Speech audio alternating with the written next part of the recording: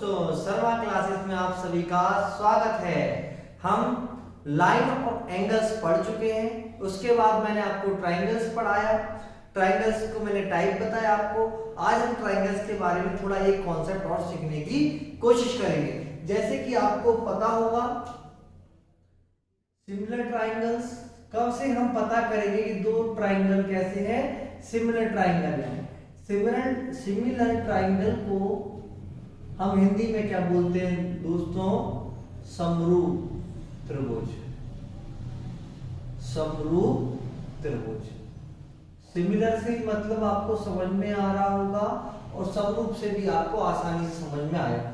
समान रूप, तो हम समान रूप वाले त्रिभुज, तो हम कैसे पता करेंगे दो त्रिभुजों का रूप कैसा है, समान है, सिमिलर है। और अगर कोई दो त्रिभुज सिमिलर होते हैं तो हम क्या कर सकते हैं, ये चीज बहुत ही इंटरेस्टिंग है। इससे आपके कॉम्पिटिटिव एग्जाम में बहुत सारे क्वेश्चन हो जाएंगे। बहुत जगह यूज होता है दोस्तों। मैं आपको क्वेश्चंस भी करवाऊंगा तो आपको बताऊंगा, देखो समरूपता कहां कहां यूज होती है, सिमिलर ट्राइंगल की प्रॉपर्टी कहां कहां यूज होगी दोस्तों। चलिए पहले इसको सीखने की कोशिश करेंगे। देखो मेरे पास मान लो दो त्रिभुज है दोस्तों।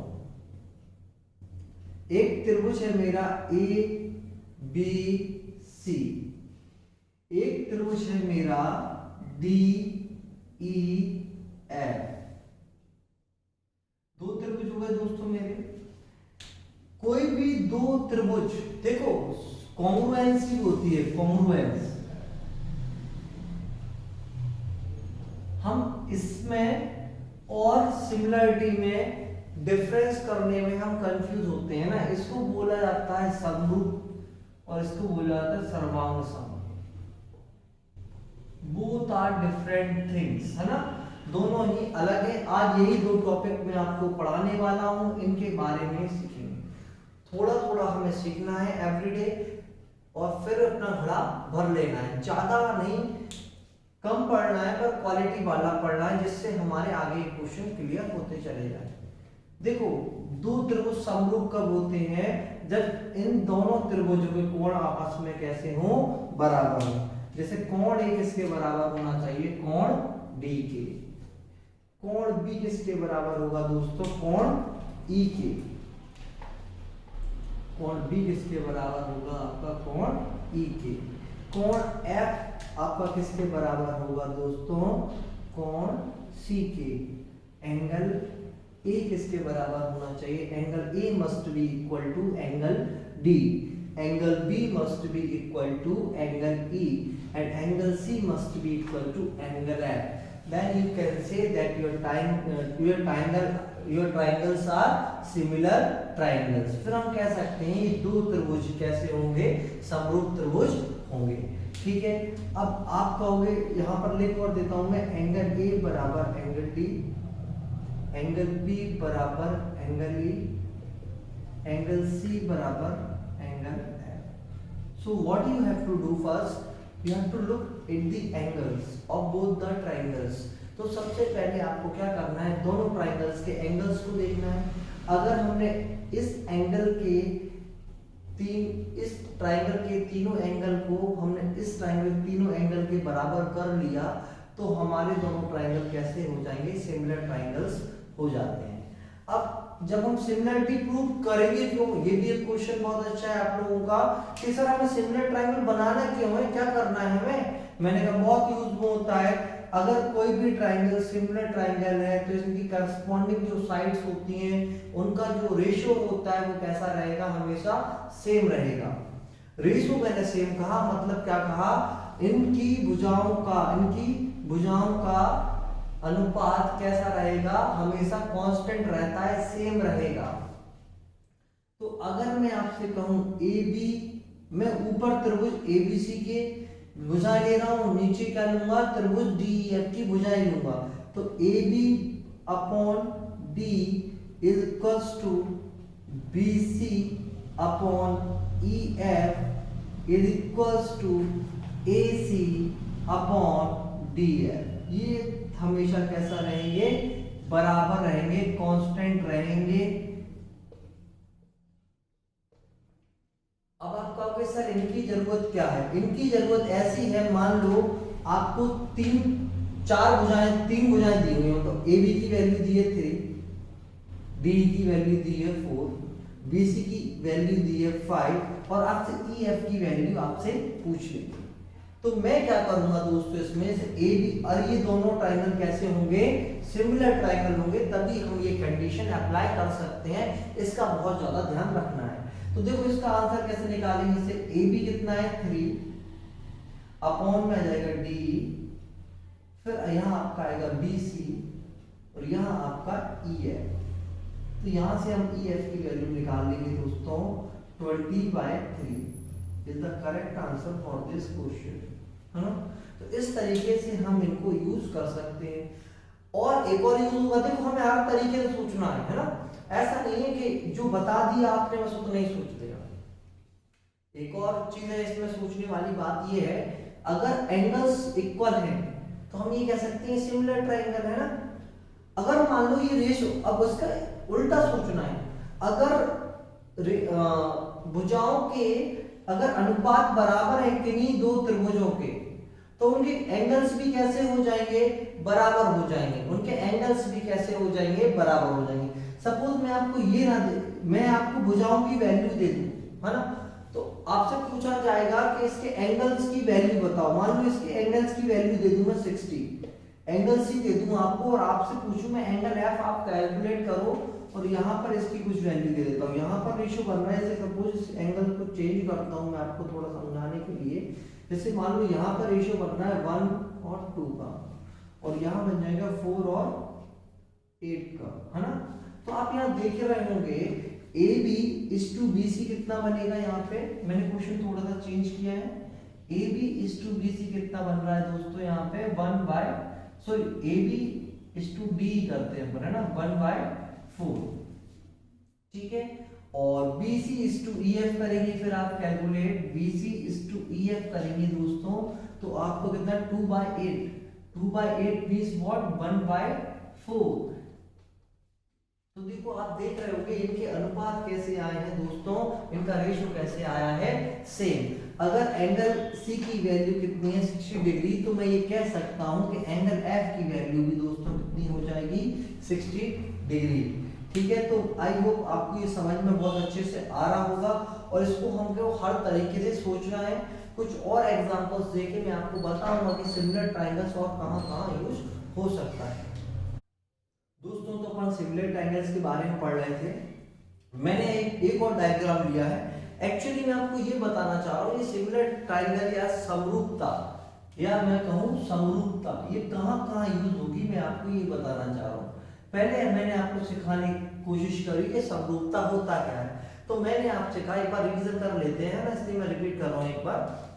पहले मैंने आपको सिखाने की कोशिश की समरूपता होता क्या है। समरूपता दो त्रिभुजों में क्या होता है, जब दोनों त्रिभुजों के कोण कैसे हो, बराबर हो, तो हम ये कह सकते हैं कि दोनों त्रिभुज कैसे हैं, समरूप हैं या सिमिलर है।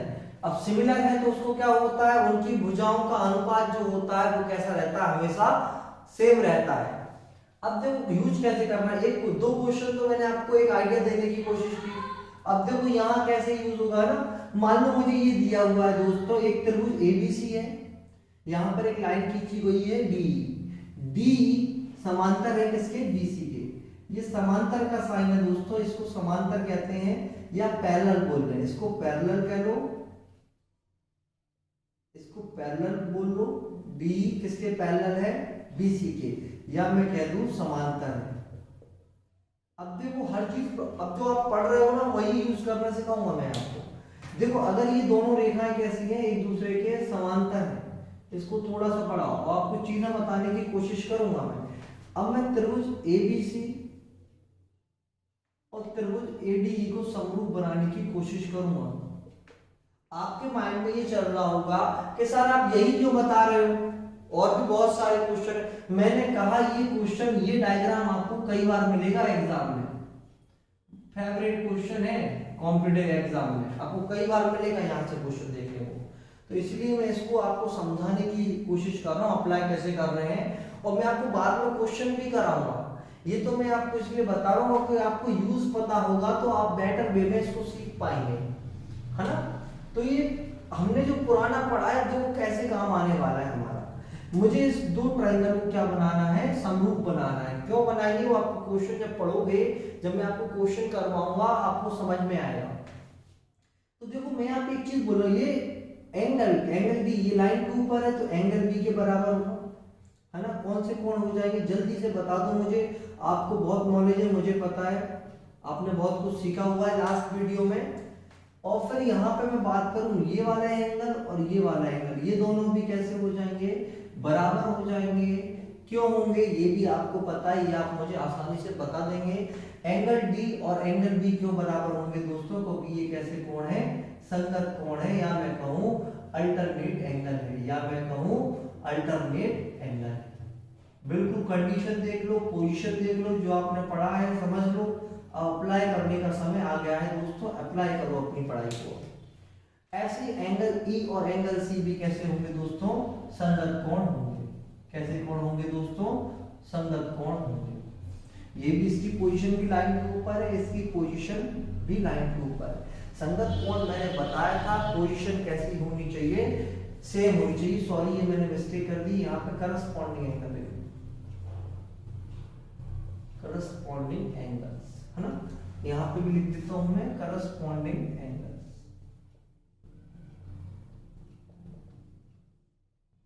पोजीशन सेम होती तो कौन सा होता है, करस्पॉन्डिंग एंगल होते हैं। तो ये दोनों बराबर हो। अब देखो एडीई, एबीसी और एडी में अगर एंगल डी बराबर कर दिया मैंने, यहाँ पे एंगल इसका लिखते हैं, एंगल बी बराबर कितना हो गया, एंगल डी किससे हुआ, करस्पॉन्डिंग एंगल से, है ना। संगत कोण, करस्पॉन्डिंग एंगल।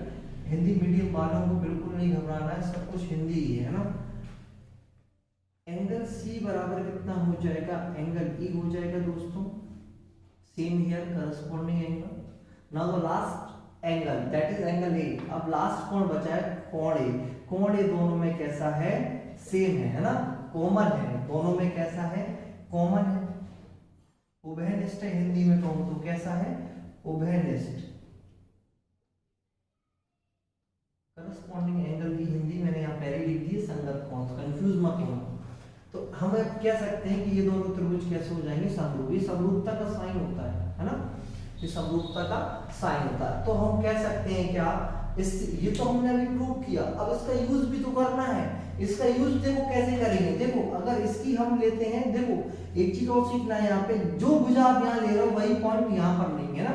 देखो बी से कौन बराबर है, डी, ए से कौन बराबर है, ए, सी से कौन बराबर है, ई। तो जो एंगल जिसके बराबर उसी की पोजीशन पर आ रहा है, पोजीशन चेंज मत करना, नहीं तो आपको क्वेश्चन करने में प्रॉब्लम हो जाएगी। देखो ए के सामने क्या लिखा मैंने, ए बराबर है, बी जहां जिस पोजीशन बी बीच में लिखा हो तो बी के सामने क्या आ रहा है, डी, सी के सामने क्या आ रहा है, ई। ये गलती मत करना, ये बहुत कॉमन मिस्टेक है जो स्टूडेंट्स करते हैं, पर मुझे पता है आप लोग इतने इंटेलिजेंट है, ये गलती आपसे नहीं होगी। ठीक है, चलो करते हैं। अगर मैं इसकी ए बी साइड ले रहा हूं तो यहां पर दिक्कत नहीं आएगी। यहां पर कौन सी लेनी होगी दोस्तों, मुझे ए डी। अगर मैं यहाँ पे बी सी ले रहा हूं, ए बी सी की, तो यहाँ पर दोस्तों कौन सी हो जाएगी मेरी, डी ई हो जाएगी। अगर मैं यहाँ पे ए सी ले रहा हूं तो यहाँ पे कौन सी साइड हो जाएगी दोस्तों, मेरी ए। और यहाँ पर कुछ वैल्यूज आपको दी होगी, यहाँ पे पुट करना। देखो फोर साइड, फोर मैक्सिमम ले सकते हैं हम, है ना, मतलब चार भुजा, दो भुजाओं का अनुपात हम ले सकते हैं ना। दो भुजाओं में से दो अनुपात में मतलब कितनी भुजाएं हुई तुम्हारी, चार भुजाओं की लेंथ हो गई। चार में से तीन आपको दी होंगी, एक आपको कैलकुलेट करनी होगी। अब वो किसी की भी पूछ सकता है, तो ये डिपेंड करता है हमें क्या लेना है। डी पूछ रहा है और बी सी दी हुई है तो डी और बी सी का अनुपात ले लेंगे, और एक और यहाँ में गिवन होगा एडी और एबी गिवन होगा, कोई सा भी गिवन होगा, एक अनुपात हमें गिवन होगा। एक में हमें एक वैल्यू दी होगी, दूसरी हमें कैलकुलेट करनी होगी। तो रेशियो से, अनुपात से डायरेक्ट भी निकाल सकते हो बिना सॉल्व किए हुए, और आपको आदत है पेन का यूज करने की, तो पेन का यूज करके आराम से यहाँ से निकालो। वैसे मेरी आपको पर्सनल राय है कि आप बिना पेन का यूज करके निकालें तो ज्यादा बेटर होगा। ठीक है दोस्तों, इसके बाद हम पढ़ेंगे कॉन्ग्रुएंस ट्रायंगल्स, है ना, समरूपता के बाद सर्वांग समता के बारे में पढ़ना स्टार्ट करेंगे। चलिए दोस्तों हम पढ़ना स्टार्ट करेंगे कॉन्ग्रुएंस।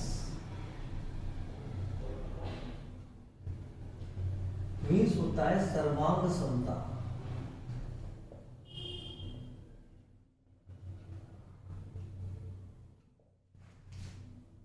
ट्राइंगल्स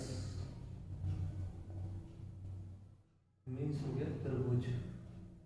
देखो हिंदी इंग्लिश में ज्यादा अंतर है नहीं, ये तो हमारी सोच है कि हिंदी मीडियम और इंग्लिश मीडियम, आप मतलब समझोगे तो दोनों ही बहुत अच्छे से समझ में आएंगे। देखना सर्वांग समता, सर्वांग मतलब सभी चीजें कैसी हो, सभी चीजें, और समता मतलब क्या हो गया समान, जिसकी हर चीज कैसी हो जाए, समान हो जाए, जिन त्रिभुजों का सब कुछ समान, मतलब कोण और भुजाएं सब क्या हो, इक्वल हो।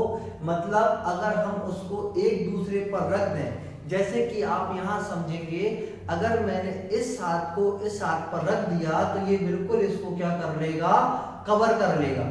जब कवर कर लेगा मतलब दोनों कैसे हैं, बिल्कुल एक जैसे हैं, एक दूसरे की क्या है, कॉपी है। उसको ही क्या बोलते हैं दोस्तों, समरूपता या कॉन्ग्रुएंस, है ना।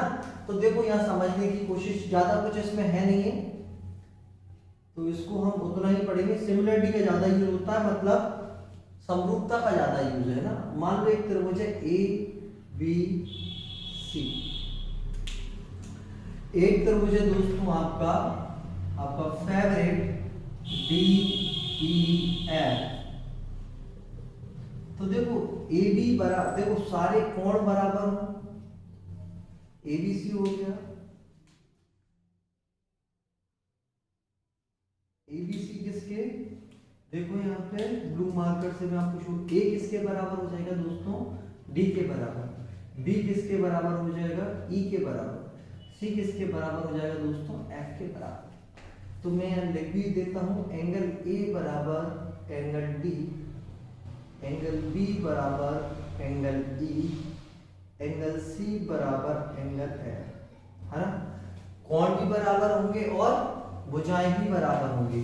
तो ए बी किसके बराबर होगी दोस्तों, डी ई के, बी सी किसके बराबर होगी, ई एफ के, ए सी किसके बराबर होगी दोस्तों, डी एफ के।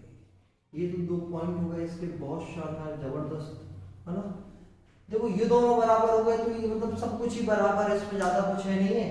और यहाँ से क्वेश्चन भी थोड़ा सा कम आता है, क्योंकि समरूपता में बहुत कुछ है ना। तो समरूपता में रेशो का यूज कर सकते हैं, उससे हम एरिया भी कैलकुलेट कर सकते हैं, एरिया पर बेस्ड क्वेश्चन भी आते हैं जो मैं आपको करवाऊंगा। और आपका रेशो दिया रहता है, अनुपात दिया रहता है, परिमाप का या पेरीमीटर का, उसका भी कैलकुलेशन वहां से होता है और क्वेश्चन एग्जाम में आते हैं, कई बार आते हैं, ठीक है। अब यहाँ तो ये बात मैंने आपको समझा दी, सर्वांग समता या कॉन्ग्रुएंस होता क्या है। अब एक क्वेश्चन बस यहाँ से माइंड में अपने क्लियर रखना, देखो मैं क्या कह रहा हूँ, ध्यान से सुनना बिल्कुल, है ना, अच्छे सुनना, तभी आप सही आंसर दे पाएंगे। और कमेंट सेक्शन में आंसर जरूर दें, और वीडियो को पॉज करके एक बार सोचना भी जरूर इस बारे में। देखो मैंने कहा ए बी सी और डी ई एफ कैसे हैं, कॉन्ग्रुएंस ट्रायंगल है, सर्वांग सम है एक दूसरे से, है ना। कैसे हैं, अगर मैं ए बी सी को डी ई एफ पर रख दूं तो इसको पूरा कवर कर लेगा, और डी ई एफ को ए बी सी पर रख दूं तो ये इसको पूरा कवर कर लेगा। मतलब कैसा है, सर्वांग समता है दोनों में, मतलब कॉन्ग्रुएंसी है। फिर मैंने कहा अगर दो त्रिभुज ए बी सी और डी ई एफ अगर सर्वांग सम है, कॉन्ग्रुएंस है, तो मैं तुमसे ये कहना चाहूंगा कि ये दोनों त्रिभुज सिमिलर ट्रायंगल होंगे क्या। तो आप कहना सर बिल्कुल होंगे, क्योंकि सिमिलर ट्रायंगल की मुझे बस एक कंडीशन फुलफिल करनी थी जो आपने बताया था। आपने कहा था तीनों एंगल कैसे हो, बराबर हो, तो वो ट्रायंगल कैसे हो जाते हैं, सिमिलर ट्रायंगल हो जाते हैं सर, आपने बताया था। और ये क्या हिंदी में मैं कहूं तो सर ये त्रिभुज कैसे हो जाएंगे, समरूप त्रिभुज हो जाएंगे। अगर ये समरूप त्रिभुज होंगे तो सिमिलर ट्रायंगल की प्रॉपर्टी इसमें भी फुलफिल होगी। मतलब हम इसमें भी कह सकते हैं ए बी अपॉन डी बराबर B C upon E F बराबर ए सी अपॉन डी, है ना। ये तो बात हो गई, कोई ट्रायंगल कैसे हैं, कॉन्ग्रुएंस हैं, सर्वांग सम है, तो वो सिमिलर होंगे। अब जस्ट इसका अपोजिट समझो दोस्तों, अगर मैंने कहा दो ट्रायंगल समरूप हैं, सिमिलर हैं, तो वो क्या कॉन्ग्रुएंस होंगे, सर्वांग सम होंगे। तो कहना नहीं, नो लिख देना, क्यों, क्योंकि भाई इसमें एक कंडीशन तो फुलफिल हो जाएगी मेरी, पर ये दूसरी कंडीशन फुलफिल नहीं होगी, ये वाली कंडीशन उसमें फुलफिल नहीं होगी। दो ट्रायंगल सिमिलर हो सकते हैं पर वो कॉन्ग्रुएंस कब होंगे, जब दिया होगा। नहीं दिया होगा तो अपने मन से ये चीज मत कर देना, ये गलत हो जाएगा। बहुत से स्टूडेंट करके आते हैं, ये कॉमन मिस्टेक है जो होती है हमसे। सिमिलर मतलब समरूपता में ही अनुपात कैसा होता है, बराबर होता है। दो त्रिभुज समरूप हैं तो ये जरूरी नहीं कि वो सर्वांग सम होंगे, हाँ, पर ये निश्चित है अगर दो त्रिभुज सर्वांग सम है तो वो समरूप जरूर होंगे। आई होप तुम लोगों को सब कुछ बढ़िया से समझ में आ गया होगा। इन चीजों पर थोड़ा सा ऑब्जर्व करना और सोचना। जब हम किसी चीज को सोचते हैं उसके बारे में बैठ के आराम से सोचोगे रिलैक्स माइंड होकर, तो आपको और भी चीजें माइंड में आएंगी। वो चीज आप मुझे कमेंट सेक्शन में बताएंगे दोस्तों। जो भी दोस्त मेरे वीडियो देख रहे हैं और उन्होंने चैनल को सब्सक्राइब नहीं किया है तो सबसे पहले चैनल को सब्सक्राइब कर लें, क्योंकि आपको बहुत अच्छी वीडियोस मिलेंगी, आपकी नॉलेज बढ़ेगी, ठीक है, आपको बहुत कुछ जानने को मिलेगा। और इस वीडियो को अपने दोस्तों के साथ शेयर करें, अपनी फैमिली में शेयर करें, जिससे बहुत सारे लोग हमारे साथ जुड़ पाए, जिससे हम अपनी एक यूनिटी एक क्लास बनाएंगे। बहुत अच्छे से हमें पढ़ाई करनी है। चलिए दोस्तों, फिर नेक्स्ट वीडियो मिलेंगे। आज के लिए इतना ही, धन्यवाद।